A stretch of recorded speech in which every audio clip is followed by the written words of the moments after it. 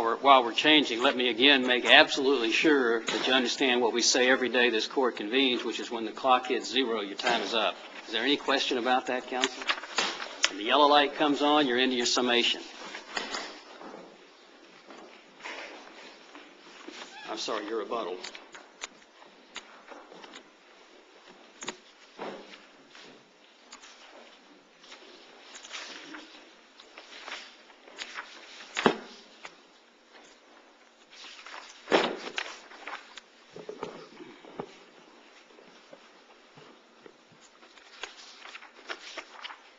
Good morning. May it please the Court. I'm Charles Dorman, appearing on behalf of Kone this morning. With me is Michael Orr, one of our associates, and who is on our brief.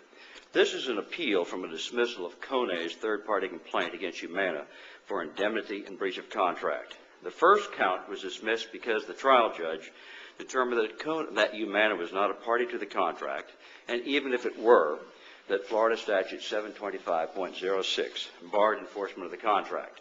Our second count against Humana was dismissed because the trial judge again determined that Humana was not a party to the contract and because Kone was not entitled to common law indemnification. Now, in an attempt to narrow the scope of the issues in this case, I believe I'm on solid footing in stating that both parties agree that the trial judge erred in concluding that Humana was not a party to the complete maintenance agreement for traction elevators that formed the basis for Kone's third-party complaint. Second, neither party has found a reported case in Florida where Florida Statute 725.06 has been applied in a non-construction setting. Third, the standard of review concerning the question of whether Florida Statute 725.06 applies is de novo. And finally, the burden of proof for the motion to dismiss rested on Humana, with the pleadings to have been taken as true in all inferences. Okay, the trial court here found, counsel, that that no matter what else, and I think everybody acknowledges that there was probably an erroneous finding about Humana's status as a party to the contract, but the trial court found the contract is unenforceable. Is it Kone? Kone, yes, Your Honor. Due to Kone's failure to comply with statutory requirements citing the statute. And so what we're left with here, and I think what we would really like you gentlemen to focus upon, the trial court left unexplored the question of whether or not the contract complied with the statute. That, to me, it seems, is the issue in this case. And that's what you've explored in your brief, and that's certainly what I would like you to focus in upon is, your position is that the statute should not apply in this case, I believe. That's correct, Your Honor. In its brief, Humana argues that the statute is unambiguous, and it cites a 2005 decision of the Florida Supreme Court, Knowles v. Beverly Enterprises, that courts of this state are without power to construe an unambiguous statute in a way which would extend, modify, or limit the expressed terms with reasonable and obvious implications. But that's just a truism. I mean, we wouldn't be here if there were no room for disagreement regarding what this statute means, would we? Well, we believe that we would be here because Kone filed the appeal in this case because the trial... But you did that because you believe there's room for disagreement about what the statute means, I assume. Well, Your Honor, I respectfully disagree that there really isn't any room for disagreement as to what the statute... I didn't say that. I said we wouldn't be here if there wasn't any room for disagreement.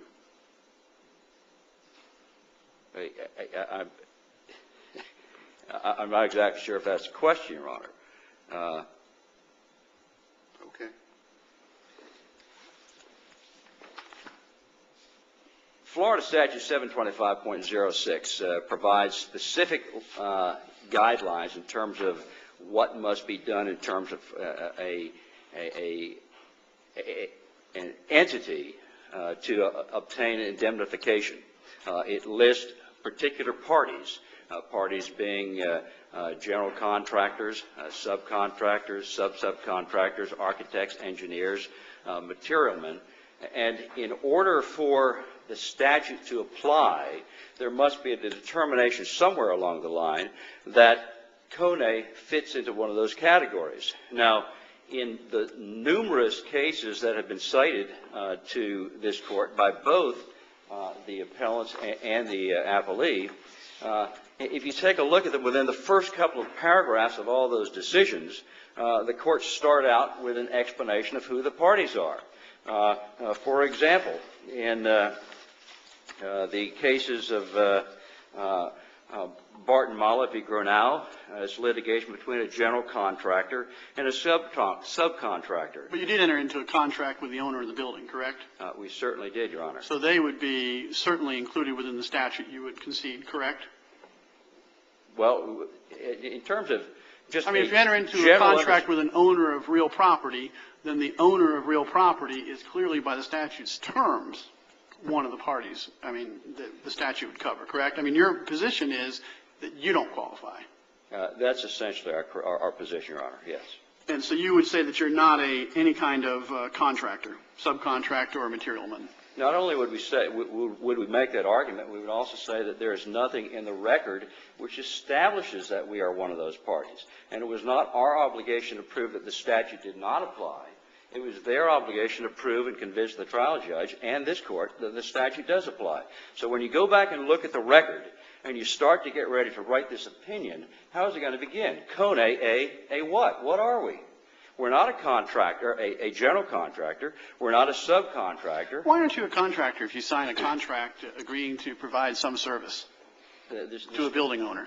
The statute doesn't apply to contractors. It applies to general contractors. But wouldn't you concede in response to that question that you are a contractor because you're a party to a contract? Oh, yes, Your Honor. I think we ought, what I tried to do with my initial statement was to try to get us to the nut of this thing, which I perceive from the two briefs, quite honestly, is whether or not your client is a general contractor. Isn't that the issue, or is it something else? Well, I guess if we were anything, we'd be a general contractor.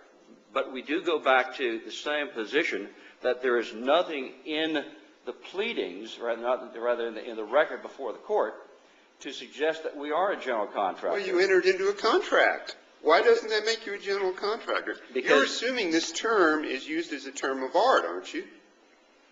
Yes, Your Honor. What justification do you have for doing that? It's not defined in the statute, is it? Well, no, it is not defined in the statute. But at the same time, the legislatures, in terms of passing the statute, use specific terms. If they had meant contractor, they could have used the word simply contractor. They could have said general contractor, contractors, subcontractors, or subcontractors, but they left out the term contractor, because this is not, in terms of the application here, we're not dealing with a situation where a building is being constructed. Well, that's not the only situation the statute applies in, is it? Well, I mean, it says repair, demolition, alteration. I mean, correct? That is correct, Your Honor. But in terms of some of those other... And an elevator would be included, correct? It's clearly an appurtenance or an appliance, isn't it? Well, my general understanding of an appurtenance is that in terms of real estate... A fixture. A fixture. An elevator's not a fixture? It's not affixed to the real property? It certainly is affixed to real property. Whether it's an appliance, again, we're bickering over the specific terms. But the title to the statute itself is in application to contracts dealing with construction. And no construction was going on. This is a building just like this building, which has been in existence for a significant period of time. Too long, some of us know. And, Kone was not on site. Kone was a contractor who is being called by either Humana or the individuals that Humana had contracted with to maintain the garage to say, hey, there's a problem with the elevator, how about come in and look at it? And, when that happened, Kone would appear and fix the elevator and go about his business. But Isn't maintenance repair? Pardon me, Your Honor? Isn't maintenance repair? Maintenance certainly can be considered repair, yes, Your Honor. So again, back to Judge Kahn's question, the only question really is whether or not you are a general contractor, subcontractor, sub-subcontractor, or materialman. In essence, that's correct, Your Honor. In essence, I mean, counsel, I want to know what I'm not reaching a comfort level with your argument. Okay. I'm really not. I got to tell you that. And I don't know, number one, what you're telling us the status of your client is, and number two, and more importantly for this court, I don't know now what relief you're asking us for. Are you asking for trial on the factual question of whether you fall under this statute? No, what we're asking for, Your Honor, is that the court reverse the trial judge's order and send it back for further proceedings, and in so doing... So that doesn't really help me a whole lot. If we reverse the order, what do we do? Reverse the order with a directions that what? That parties to maintenance service agreements in buildings that are already constructed or already in existence do not fall within the strictures of Florida Statute 725.06. Counsel, again, aren't you in essence asking us to enter a holding that because you do not fall under this statute that your indemnity agreement is enforceable?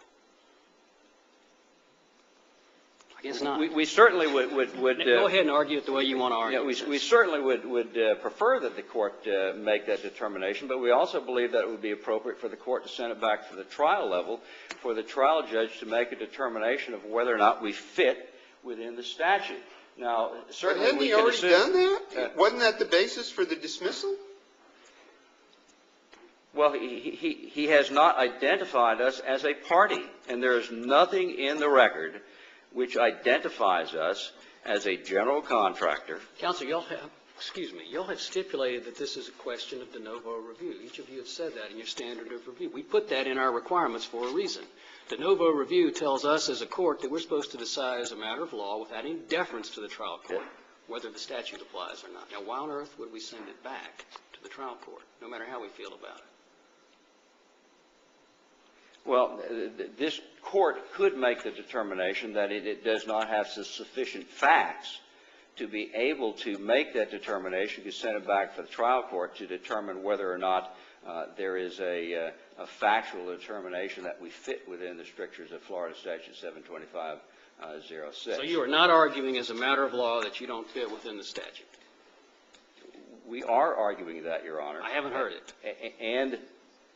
And that in addition to that, if this court felt that there was insufficient evidence in the record for you to make that finding of law, or holding of law, that you could send it back to the trial judge to make that determination. I mean, basically your argument is that no way can an elevator maintenance contract ever be between the owner of the property, which clearly it was on that side, and a general contractor. The general contractor means something other than an individual or a company that enters into a contract to maintain an elevator. That's correct, Your Honor. And you're not a subcontractor or a sub-subcontractor or a materialman. Well, just in general understandings of what those terms mean, a subcontractor is someone who has a contract with a contractor. We have a contract with the owner. But if you have a contract to repair a building, you would be a general contractor in your theory, or you would be something else? Not necessarily. And again, I go back to what is contained in the record itself. The general contractors, are licensed to basically supervise and conduct any operations within a construction site. And in our situation, all we were doing is showing up in an already pre-existing facility and repairing something that was already there. Maybe I'm missing something here, but was this not resolved on a motion to dismiss the third-party complaint? Yes, it was, Your Honor. So there was no evidence that the court could consider. The court's bound by the four corners of the third-party complaint, isn't it? That's correct, Your Honor. And you don't have to demonstrate that in no circumstance could an elevator repair company ever be subject to this statute, do you? Isn't it just the opposite? Don't they have to demonstrate that as a matter of law, it's always subject to the statute? Otherwise, you get over the motion to dismiss. Isn't that right? That's correct, Your Honor. That is part of the argument I've already made, that the burden was on Humana to make this showing to the trial judge and not on Kone to demonstrate that the statute did not apply. And again, going back to just our basic argument that 72506 is primarily a statute dealing, as it says, in construction. And this is not a situation where we're dealing with construction. It's a situation where we have a pre-existing facility, and all we're doing is coming in and making repairs to that.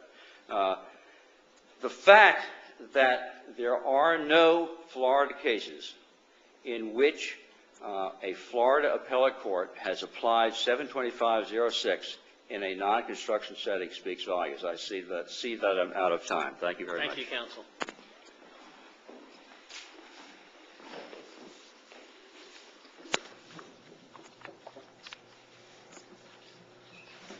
Mr. Pritchard, I'd like you, once you get settled there, if you would please, to begin by addressing my last question, which is, if I'm correct, and the court was limited to the four corners of the complaint, why is it we're not required to send this back and say, look, you can't determine based on the third-party complaint alone that as a matter of law, this statute applies? Your Honor, I think if you look at the third-party complaint that was filed, the contract was attached by Kone to that complaint to set forth and establish by contract they had a claim for indemnity. The court, as we addressed below, is entitled to look at everything attached to the complaint and consider it, just as it would the pleadings themselves. And I think Your Honors have obviously done your homework and touched on the issues in the case. 72506 is, I think, a broad and expansive statute applied in the context of construction in the sense that we all understand construction, demolition, and repair. This contract attached to the complaint specifically addresses maintenance or repair. And as you know from the hearing in this case, it was ascertained that, in fact, Kone was there that day, that morning. Let me ask you a question. Sure. If the owner of the property had a contract with a cleaning service to come in every night and maintain and clean the inside of the building, that comes under this statute? I'm not sure it would, Your Honor. What's the difference? Repair, I think, in this context is one of the Well, what if they repair problems in the bathrooms while they're cleaning? If you have a cleaning service that gets a contract with you to come in and repair the bathrooms while they're cleaning, and they want to transfer the fact that if they screw it up, we still want you as the building owner to pay for it, that's seeking indemnity. That's what this statute would address. Now, the factual context... You think that's what the legislature had in mind here? I think the legislature had in mind restricting indemnity. And there's a bunch of states that have similar but not identical statutes that deal, they call them anti-indemnity statutes. What about this factual circumstance? Because I do think that there may be some sort of a slippery slope, hate to use that word, argument here. What about a pool maintenance company, which every hotel in this state has? And part of their job is to make sure that the water doesn't turn green and that the pump works properly. And they have an indefinite contract. And they want an indemnity clause that requires the owner of the hotel to indemnify them for their own negligence.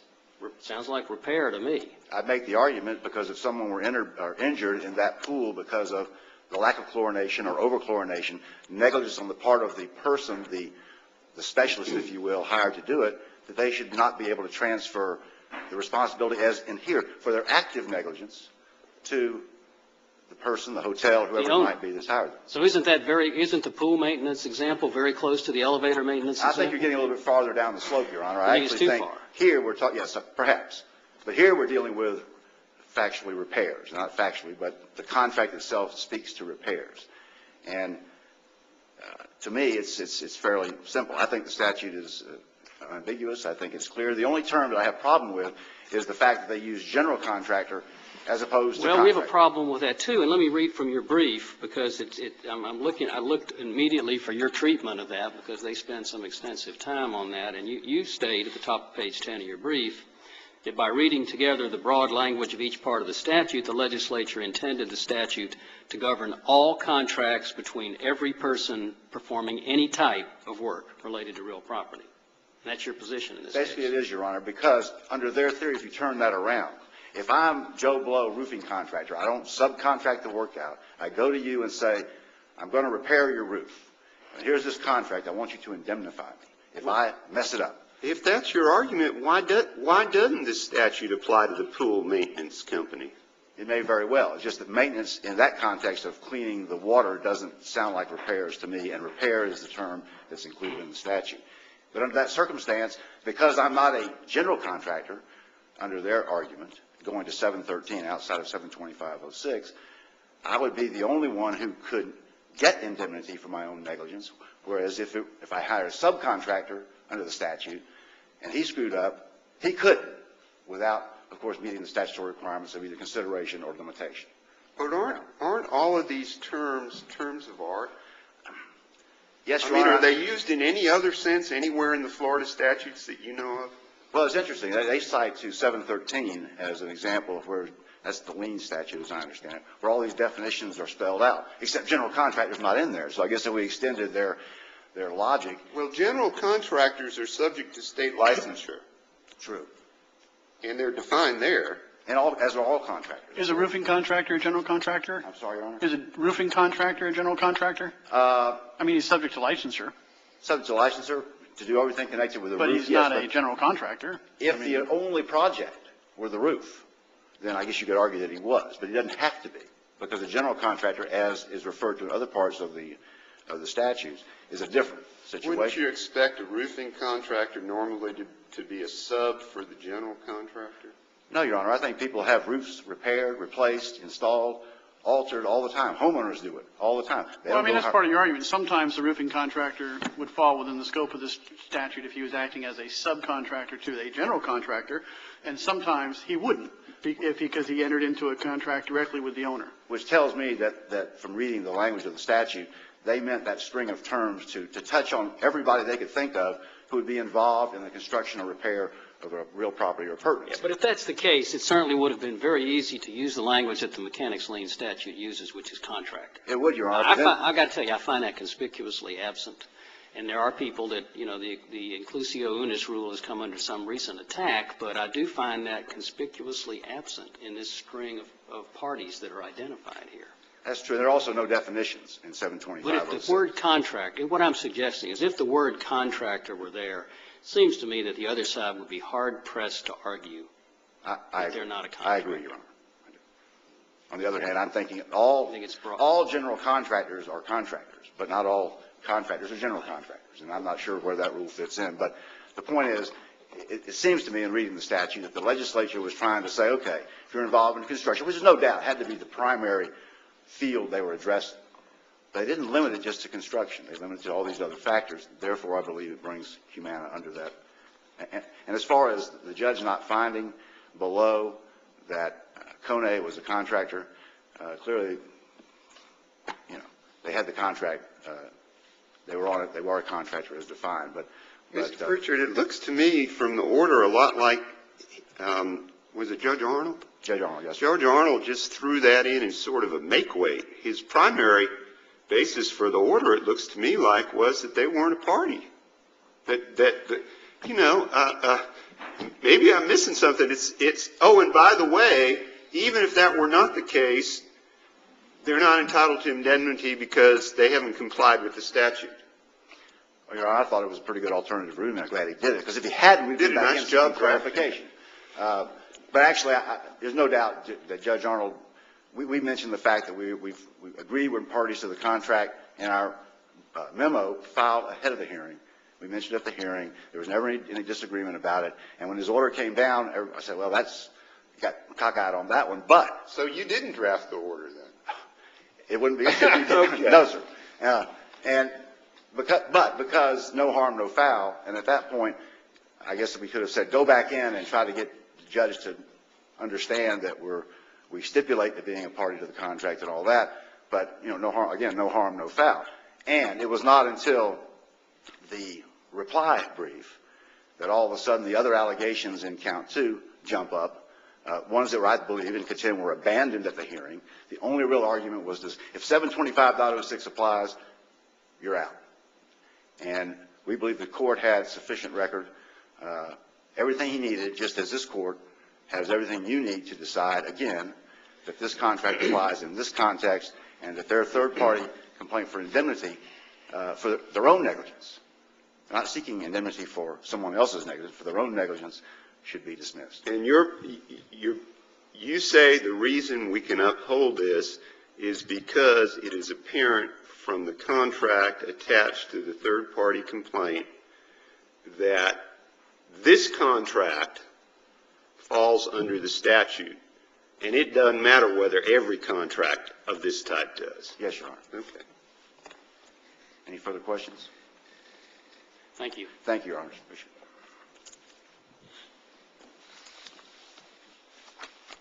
it. And once again, I believe the appellant's time has expired. Thank you, gentlemen, for your arguments. We'll take a 10-minute